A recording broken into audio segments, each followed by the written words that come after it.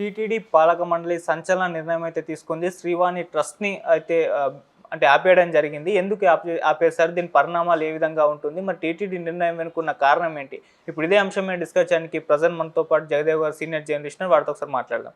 Sir నమస్కారం sir. నమస్తే అండి. సార్ టీటీడీ నిర్ణయం తీసుకోవడం మనం చూస్తూ ఉన్నాం. శ్రీవాణి ట్రస్ట్‌ని అయితే ఆపేసింది. సో దీనికి గల కారణాలు ఏంటి? మరి దీని పరిణామాలు ఏ విధంగా ఉంటాయి? సో దీని వెనుకున్న వ్యూహం ఏంటి? మీరేం చెప్తారు సార్? టీటీడీ పాలక మండలి గౌరవనీయులు మన బిఆర్ నాయుడు గారు ఒక మీడియా అధినేతగా బాధ్యతలు చేపట్టిన తర్వాత ఆయన రెగ్యులర్గా చాలా చూసేవాడు. ఆయనతో పాటు మనము చూసాం. సో ఆ పీఠం అధిరోహించాక మనకు కొన్ని ఉంటాయి కదా, అబ్బా లేదు మనం వచ్చాక ఒక రెవల్యూషనరీ థాట్స్ ఇంప్లిమెంట్ చేయాలి, ఒక ట్రెమెండస్ చేంజెస్ తీసుకురావాలి. ఏదైతే ప్రపంచ ఆధ్యాత్మిక క్షేత్రం అత్యధిక జనాదరణ కలిగిన క్షేత్రం, లేదంటే అత్యంత భగవంతుడు ధనవంతుడైన దేవుడిది కూడా చెప్తూ ఉంటారు. సో తిరుమల తిరుపతి దేవస్థానం కలియుగ ప్రత్యక్ష దైవం శ్రీ వెంకటేశ్వరుడు మనందరికీ ఇష్టం కూడా. సో దాన్ని గత 5 ఏళ్లలో చాలా ఇబ్బంది పెట్టారు, భ్రష్టు పట్టించారనుకుని కొన్ని పదాలు వాడారు. మీడియా ముఖంగా కూడా కొంతమంది చర్చించారు. ఎందుకు అంటే అంత పెద్ద పదం ఎందుకు వాడాల్సి వచ్చింది అని అంటే, భ్రష్టు అనే పదం రీసెంట్గా లడ్డు వ్యవహారంలో కూడా చాలా అది నిజంగా దారుణం. పైపెచ్చు జరిగింది జరిగిపోయింది, వాడెవడో కింద స్థాయిడు కక్కుర్తి పడ్డాడు, మాకేం సంబంధం అని చెప్పకుండా వాడిని వెనకేసుకొచ్చి ప్రయత్నము ఆర్గ్యూ కూడా చేశారు. నాకు ఒక్కసారి ఆశ్చర్యం అనిపించింది. ఇలాగ జనరల్గా చెట్టు పేరు చెప్పి కాయలు అమ్ముకుంటాడు ఎవడైనా సరే, జగన్మోహన్ రెడ్డి గారి పేరు చెప్పో, జగన్మోహన్ రెడ్డి గారి ప్రభుత్వం పేరు చెప్పో ఎవడో కాయలు అమ్ముకునే ప్రయత్నం చేశాడు, వాడెవడో వెధవా, వాడిని శిక్షిస్తే సరిపోతుందంటే వీళ్ళు వెనకేసుకురావడం చూస్తే వీళ్ళకి ఏమైనా హ్యాండ్ ఉందా అందులో డౌట్ వస్తుంది, అంతే కదా. సో అట్లాంటి వెకిలి చేష్టలు ఏంటి వాళ్ళకి తెలియాల్సిన అవసరం ఏముంది? అయితే నాకు ఇప్పుడు రీసెంట్గా క్లారిటీ వచ్చిందండి. అమ్మ మీద చెల్లి మీద బండబూతులు రాసిన కూడా ఏమనకుండా వెనకేసుకొచ్చారంటే ఇంకా దేవుడికి సంబంధించి మాట్లాడితే ఎవరేమంటారు? ఎవరు నాది కాదులే, నాకు సంబంధం లేదని పట్టించుకునే వాళ్ళు ఉన్నారు.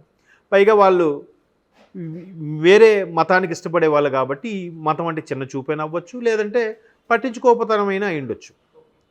సో అట్లాంటి ఇష్యూస్ అయిన తర్వాత చాలా విన్నాం. అంటే కొన్ని శివశక్తి అని కానీ, లేదా హిందూ శక్తి అని కానీ, లేదంటే మన రాధా మనోహర్ దాస్ గారు, కమలాకర్ గారు, తర్వాత సుగ్గున కరుణాకర్ గారు, లలిత్ కుమార్ గారు, చాలామంది ఉన్నారు. అంటే ఇప్పుడు మనలాంటి వాళ్ళు ఇలాగ 4 గోడల మధ్యన కూర్చొని మాట్లాడతాం, అందరం సనాతన ధర్మం వెలుగెత్తి చాటుతాం. మరి దాన్ని కాపాడుకోవడానికి నిలబెట్టుకోవడానికి ఎవరో ఒకరు పాటుపడాలిగా, ముందుకు రావాలిగా, పిల్లి మెడలో గంట కట్టాలిగా. ఇలాంటి వాళ్ళు చాలా ఎప్పటికప్పుడు ఫైండ్ అవుట్ చేసి టీటీలో జరిగిన దురాగతాలు, అరాచకాలు. ఒకసారి ఆ కూరగాయలు లారీలతో వెళ్తుంటే చాలామంది స్పాన్సర్లు ఇస్తారు కొండ మీదకి. ఆ కూరగాయలు వెళ్తున్నప్పుడు కూరగాయల మధ్యలో కొన్ని రకాల మాంసాలు పెట్టి పంపించడం, ఎగ్స్ పెట్టి పంపించడం.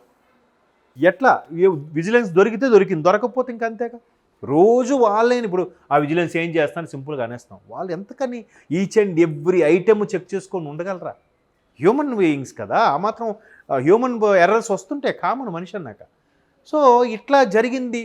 విచ్చలవిడిగా వాళ్ళు వేరే మతానికి సంబంధించినవి ఆ మతాన్ని పోలిన బిల్లలు వేసుకొని స్టైల్గా తిరగడం, వీటన్ని క్యూ లైన్లో పడిగాపులు పడుతూ ఉన్న వాళ్ళకి పాలు నీరు అందించకపోగా ఏదో ఒకటే ఇవ్వడం, లేదంటే ఉప్మాలు సాంబార్ అన్నం ఇవ్వకుండా ఏదో ఒకటే ఇవ్వడం, ఇట్లాంటి చేయడం వల్ల చాలా అంటే నేను ఒక దగ్గర విన్నది ఏంటంటే, ఇట్లాగా టీటీడీని ఈ విధంగా చేస్తే కొన్నాళ్ళకి ఎవడు రాడు కదా, దీని యొక్క ప్రాశస్త్యం తగ్గిపోతుంది కదా, దీన్ని ఎవడు ఏముందిలే ఇంకా క్రేజ్ తగ్గిపోవాలని కుట్రతో కూడా చేశారన్నట్టుగా విన్నాను. మరి వాస్తవం లేదు తెలియదు, బట్ ఎవడేం చేయలేడు. ఎందుకంటే ఆ క్షేత్ర ప్రభావము ఎవడికి చెప్పినా మాటల్లో చెప్తే అర్థమయ్యేది కాదు, అది అనుభవించినోడు తెలుస్తుంది. అది సెకండ్ చాప్టర్, అది వేరే చాప్టర్. సో అట్లాగే ఇన్ని చేసిన తర్వాత ఈసారి మొన్న లడ్డు అయిన తర్వాత పవన్ కళ్యాణ్ డిప్యూటీ సీఎం గారు ఖచ్చితంగా సనాతన ధర్మం గురించి పాటుపడి ఒక బుక్కు రాసి వారాహి సూత్రాలని చెప్పి అంతగా అడిగినప్పుడు ఏదో ఒకటి చెయ్యాలి అనుకున్నప్పుడు ఎవరిని అంటే బిఆర్ నాయుడు గారిని పెట్టారు. సో ఆయన వస్తూనే ఇటువంటి నిర్ణయాలు తీసుకున్నారు.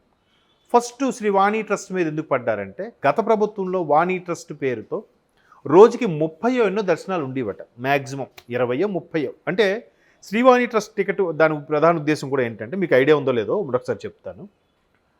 ఒక టికెట్ మీద ఇద్దరిని పంపిస్తారు, ఇద్దరిని పంపిస్తారు కరెక్ట్గా, ఇద్దరినో. సో ప్లస్ 500 ఇద్దరికి కలిపి, ఈ 500 దేవస్థానం టికెట్ కింద, ఈ 10,000 శ్రీవాణి ట్రస్ట్కి వెళ్తుంది. ఆ ట్రస్ట్ ఉద్దేశం ఏంటంటే, వెనుకబడిన వర్గాలు, అణగారిన వర్గాలు ఒక స్వామి యొక్క దేవాలయం కానీ, స్వామి యొక్క ఒక సనాతన ట్రస్ట్ లాంటిది ఒకటి పెట్టి అక్కడ అభివృద్ధి చేయడం, వాళ్ళ కోసం కొన్ని సామూహిక పూజలు పురస్కారాలు చేయడం అనేది ఆ ట్రస్ట్ యొక్క ఉద్దేశం. ఓకే. సో ఆ పేరుతో కొన్ని వందల టికెట్లు స్కాములు, ఆ వచ్చిన అమౌంట్ కూడా మళ్ళీ పథకాలకో దేనికో డైవర్షన్లు, ఇట్లా చాలా జరిగిన తర్వాత దాన్ని చెక్ పెట్టాలా లేదా, అందుకు చెక్ పెట్టారు. అన్యమతస్థులు ఎక్కువగా ఉన్నారు, వాళ్ళు విచ్చలవిడిగా. ఇప్పుడు అన్యమతస్థులు ఉండడంలో తప్పు లేదు, నా అభిప్రాయం చెప్తున్నా. కానీ నువ్వు అక్కడికి వెళ్ళి ఉద్యోగం చేస్తున్నావంటే నీకు అది ఫుడ్ పెడితే దేవుడే కదా, మరి ఆ దేవుడు బొట్టు పెట్టుకుని నమ్ముకొని వెళ్ళు. లేదు నాకు ఆ దేవుడి మీద విశ్వాసం లేదు, నాకు నచ్చదు అంటే, మరి దేవుడికి వచ్చే ఆదరణ వల్ల, దేవుడి యొక్క మాన్యాల వల్ల, దేవుడి యొక్క వచ్చిన హుండీ ఆదాయం వల్ల కదా నువ్వు భిక్ష తింటున్నావు. మరటప్పుడు అంత పౌరుషంగా ఉన్నప్పుడు మానే. సో దాన్ని ఏదైతే కొంతమంది సొంతంగా కొన్ని ప్రైవేటు మతస్థులకు సంబంధించిన సంస్థలు నడిపించుకుంటున్నారో ధైర్యంగా విచ్చలవిడిగా, వాళ్ళందరికీ సెజరింగ్ చెక్ పెట్టడం. తరువాత ఇంకోటి కూడా తీసుకున్నారు, శారదాపీఠంకు సంబంధించి ఏదైతే కొన్ని బిల్డింగ్ అవి ఇచ్చారో అవి వెనక్కి తీసుకునే ప్రయత్నం చేశారు. శారదాపీఠం అంటే మన వైజాగ్ స్వరూపానందేంద్ర స్వామి గారు.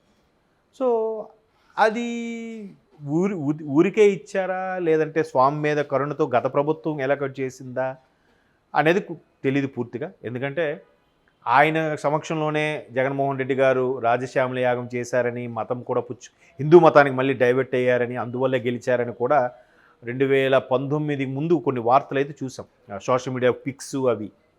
సో మేబీ ఆయనకి కేటాయించిన మళ్ళీ వెనక్కి తీసుకున్నట్టున్నారు. ఇట్లా రకరకాల చేంజెస్ అయితే చేశారు. వీటన్నిటితో పాటు ఇంకొక గొప్పది ఏమిటంటే, మీడియా పైకి రావచ్చే కానీ మీడియా ముఖంగా రాజకీయ దుర్భాషలు కానీ, రాజకీయపరమైన ఎటువంటి వ్యాఖ్యలు కానీ ఎవరూ చేయకూడదు, ఎవరూ మాట్లాడకూడదు అనేది ఒక పాస్ చేస్తారు. అది హైలైట్ అసలు వీటన్నిటికన్నా ముందు మహానుభావుడు ఎన్టీఆర్ గారు ముఖ్యమంత్రి అయిన తర్వాత ఈ నిత్య అన్నదానము, పైన రాజకీయ పోస్టులు పెట్టకూడదు, ఇలాంటివి కొన్ని రూల్స్ చట్టాలు చేసేశారు. కాబట్టి మనం సేఫ్ జోన్లో ఉన్నాం బాబు. లేకపోతే కొండ మీద స్వామి ఫోటోల కన్నా వీళ్ళ ఫోటోలు ఉండేవేమో, పెద్ద పెద్ద బ్యానర్లు, అన్న బ్యానరు, అన్న పక్కన తమ్ముడు బ్యానరు, తమ్ముడు పక్కన తమ్ముడు కొడుకు బ్యానరు, కొడుకు మనవడు బ్యానరు, ఇలాగా పెడతారు కదా పెద్ద చిన్న. ఒక అన్ననే కాదు, ఏ పార్టీ వచ్చినా ఆ పార్టీ పెట్టుకునేదేమో. సో అది ఎవరికి ఒకేలాగా ఉండి వర్తించి ఆ కటౌట్లు పెట్టకూడదు. తర్వాత అప్పుడు ఆయన ఎప్పుడు చేశారో మళ్ళీ నాయుడు గారి సమక్షంలో రాజకీయపరమైన వ్యాఖ్యానాలు కానీ, రాజకీయపరమైన స్టేట్మెంట్లు కానీ తిరుమల కొండ మీద ఇవ్వడానికి వీల్లేదు. ఖరాఖండిగా అన్ని మత ప్రచారాలు లాంటివి కూడా ఇంకా జరగడానికి వీల్లేదని పెట్టారు. అది నిజంగా ఆ నిర్ణయం తీసుకున్నందుకు మొత్తం సభ్యులందరూ కలిపి నిర్ణయం తీసుకున్నందుకు thank you so much and hats off to them. స్వామివారి కరుణ ఉండాలని కోరుకుంటున్నాను. ఇది ఇలాగే కంటిన్యూ అయితే బాగుంటుందని నా అభిప్రాయం. Okay sir, thank you so much.